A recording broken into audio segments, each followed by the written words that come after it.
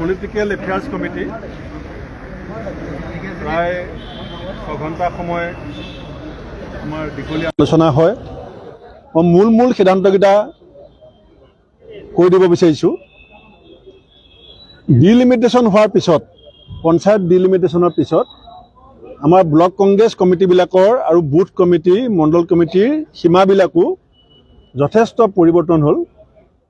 সেইকাৰণে আমি এসপ্তাহৰ ভিতৰত আমাৰ যেনেকৈ পলিটিকেল এফেয়াৰ্ছ কমিটি আছে, জিলা কংগ্ৰেছবিলাকেও এসপ্তাহৰ ভিতৰত এখন পলিটিকেল এফেয়াৰ্ছ কমিটি গঠন কৰিব আৰু আমাৰ পৰা এপ্ৰুভেল ল'ব।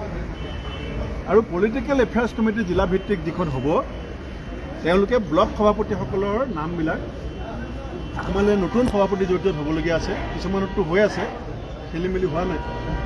ডিলিমিটেশ্যনৰ ফলশ্ৰুতিত য'ত নতুন ব্লক হ'বলগীয়া আছে, সেই ব্লক সভাপতিসকলৰ ক্ষেত্ৰত এই পলিটিকেল এফেয়াৰ্ছ কমিটিবিলাকে নাম ৰিকমেণ্ড কৰিব আৰু আমি 7 দিনৰ পৰা 10 দিনৰ ভিতৰত এই প্ৰক্ৰিয়াটো সম্পূৰ্ণ কৰিম। লগতে আৰু এটা সিদ্ধান্ত হৈছে, যিসকল নতুন ব্লক সভাপতি নিযুক্তি হ'ব, তেওঁলোকৰ বয়সটো আমি 50ৰ তলত ধাৰ্য কৰিছোঁ। পুৰণা যিকেইজন আছে থাকিব, new appointment block president age 50 বছৰৰ তলত হ'ব। দ্বিতীয়তে ডিজিটেল বাহিনীৰ জৰিয়তে যিটো মেম্বাৰশ্বিপৰ কথা আছিলে, সেইটো আজি সভাই গৃহীত কৰিছে। ডিজিটেলি গোটেই অসমত মেম্বাৰশ্বিপটো কৰা হ'ব। তাতে কাষ্ট চেঞ্চাছো থাকিব আৰু সকলো কমিউনিটি তেওঁলোকৰ গোটেই প্ৰফাইল থাকিব। আৰু লগতে এইটো AICCৰ এপ্ৰুভেল লাগিব। গতিকে জিতেন্দ্ৰ সিং ডাঙৰীয়াই AICCৰ সৈতে কথা পাতি এপ্ৰুভেল দিয়াৰ লগে লগে ডিজিটেল বাহিনীৰ যিটো মেম্বাৰশ্বিপ, সেইটো আমি আৰম্ভ কৰিম। পঞ্চায়ত ইলেকশ্যন মনিটৰিং কমিটি এখন বনোৱা হৈছে আজি।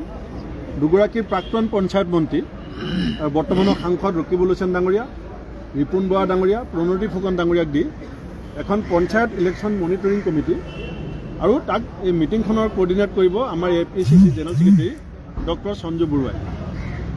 জিলা কংগ্ৰেছৰ সভাপতিসকলৰো কিছু ৰদবদল হ'ব, যাতে চাহ জনজাতি, OBC, minority, SC ST, general সকলো ধৰণৰ জাতি, বৰ্ণ, ধৰ্ম, বৰ্ণ নিৰ্বিশেষে যাতে জিলা সভাপতি পদবী এটা গুৰুত্বপূৰ্ণ পদ, সেইকাৰণে জিলা সভাপতিৰ ক্ষেত্ৰতো এটা মেজৰ ৰিচাফুল, যাতে আমি OBC, minority, SC ST, general চাব পাৰোঁ, এইটো সিদ্ধান্ত লোৱা হৈছে। 50% মহিলাৰ কাৰণে ৰিজাৰ্ভেশ্যন আছেই পঞ্চায়তত, কিন্তু আজি সভাই সিদ্ধান্ত লৈছে যে ইউথ 40 বছৰৰ বয়সৰ তলৰ মহিলা হওক পুৰুষ হওক 50%ক টিকেট দিবৰ কাৰণে সিদ্ধান্ত লোৱা হৈছে। আমাৰ যিবিলাক হাতৰ চিম্বলত জিলা পৰিষদ আৰু কাউন্সিল খেলিব, কাৰণ ৱাৰ্ড মেম্বাৰটো আমি চিম্বল নাথাকে, গতিকে তাত কি হ'ব আমি সিদ্ধান্ত লোৱাটো অনুচিত। কিন্তু পঞ্চায়তৰ জিলা পৰিষদ আৰু কাউন্সিলৰ ক্ষেত্ৰত মহিলা পুৰুষ যোনেই নহওক, তেওঁলোকৰ এজ বাৰটো 50% ticket below' the age of 40। আৰু কেণ্ডিডেট ফিজ এটা আমি ল'ম। আগতে আমি APCCয়ে লওঁ, এতিয়া আমি APCCয়ে নলওঁ। এইটো 3 ভাগ কৰা হ'ব। এভাগ জিলাই পাব, এভাগ ব্লকে পাব, এভাগ মণ্ডলে পাব। এলায়েন্সৰ ক্ষেত্ৰত সিদ্ধান্ত হৈছে, বিশেষকৈ পঞ্চায়ত আৰু সম্ভাৱ্য যিকেইখন কাউন্সিলৰ ইলেকশ্যন, তাত যিবিলাক এৰিয়াত ধৰক এতিয়া সোণোৱাল কছাৰী, ডিব্ৰুগড়, ধেমাজি, চৰাইদেউ, তিনিচুকীয়া, লখিমপুৰ, এই অঞ্চলটোত সোণোৱাল কছাৰী ইলেকশ্যন। গতিকে তাত জিলা কংগ্ৰেছবিলাকে বিজেপি বিৰোধী শক্তিবিলাকৰ লগত যদি বুজাবুজি কৰিব বিচাৰে, প্ৰদেশ কংগ্ৰেছে তেওঁলোকক কৰ্তৃত্ব প্ৰদান কৰিছে। প্ৰদেশ কংগ্ৰেছৰ পৰা এপ্ৰুভেল লৈ তেওঁলোকে স্থানীয় ভিত্তিত এই ইলেকশ্যন, এতিয়া BTRৰ ক্ষেত্ৰত যদি আমাৰ 4খন জিলা আছে, 4খন জিলাই যদি BTRত বিজেপি বিৰোধী শক্তিৰ সৈতে এলায়েন্স কৰিম বুলি কয়, এতিয়া মিচিং কাউন্সিল আছে, ধেমাজি, লখিমপুৰ, গোলাঘাট হৈ পেলাই, এতিয়া এই জিলাবিলাকে যদি এলায়েন্সৰ কথা কয়, পঞ্চায়ত আছে, এতিয়া বৰপেটা জিলাই যদি কয় যে আমি এইকেইটা সমষ্টি বিজেপি বিৰোধী এইকেইটা দলক এৰি দিম, গতিকে আমি জিলাবিলাকক সম্পূৰ্ণ কৰ্তৃত্ব দিছোঁ। তেখেতসকলে ব্লক কংগ্ৰেছ আৰু বিজেপি বিৰোধী শক্তিৰ সৈতে লগত আলোচনা কৰি য'ত য'ত এলায়েন্স কৰিব বিচাৰে কৰিব পাৰিব। আৰু আজি সভাই আৰু এটা সিদ্ধান্ত লৈছে, গোটেই PAC কমিটিখন, আমাৰ আজি যিখন পলিটিকেল এফেয়াৰ্ছ কমিটি, নতুন বছৰৰ নতুন মাহত, প্ৰথম মাহত জানুৱাৰী মাহত মাল্লিকাৰ্জুন খাৰ্গে ডাঙৰীয়া, ৰাহুল গান্ধী ডাঙৰীয়া, KC বেণুগোপাল ডাঙৰীয়াক লগ পাবৰ কাৰণে জিতেন্দ্ৰ সিং ডাঙৰীয়াৰ নেতৃত্বত আমি গোটেই কমিটিখন আমি দিল্লী গৈ আছোঁ, য'ত 2026ৰ ৰণকৌশলটো কেনেকুৱা হ'ব লাগে সেইটো আমি AICCৰ লগত মুখামুখিকৈ বহি পেলাই পাতিব বিচাৰিছোঁ, যিটো কথা জিতেন্দ্ৰ সিং ডাঙৰীয়াই সন্মতি দিছে।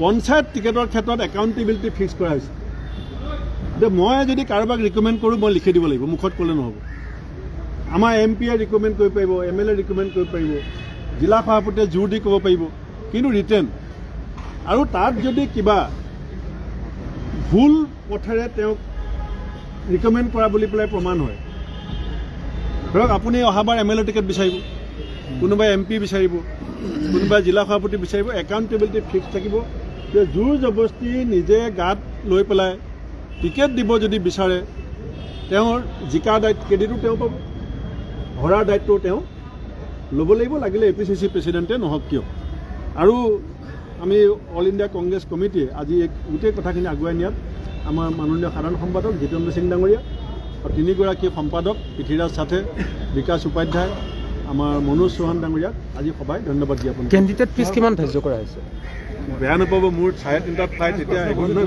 যথেষ্ট উঠানামা হৈছিলে মিত্ৰতা দলৰ সৈতে আপোনালোকৰ ভংগ হোৱাৰ দৰে হৈছে সেই বিষয়ে কেনেদৰে এতিয়াতো ক'লোৱেই পঞ্চায়তৰ ক্ষেত্ৰত আমি ডিষ্ট্ৰিক্টবিলাকক অথৰাইজ কৰি দিছোঁ কাউন্সিলত ডিষ্ট্ৰিক্ট তাৰমানে কি আমিতো APCC গৈ হেড দিছোঁ টেকনিকেল প্ৰব্লেম আছে গুৱাহাটীত বহি পেলাই এই কামবিলাক কৰাটো ইমান সহজ নহয় কাৰণ আপোনালোকে জানে যে পঞ্চায়তে আছে আপোনাৰ মই আপোনাক গাই দিছোঁ গোটেই এইটো কোনো পৰ্যায়ত পঞ্চায়ত আছে 2193খন পঞ্চায়ত তাৰমানে ৱাৰ্ড মেম্বাৰ কিমান হ'ব আপুনি হিচাপ কৰক জিলা পৰিষদ আছে আপোনাৰ 397টা গতিকে আমি জিলাবিলাকক কৰ্তৃত্ব দিছোঁ আমিও য'ত য'ত সহযোগিতা দিহা পৰামৰ্শ লাগে আমি 5খন কমিটি কৰিছিলে আপোনালোকে সেই মানে ভাল কথাটো আৰু যদি কওঁ দাদা লগত যাব ময়ে ডিচিপ্লিন ধন্যবাদ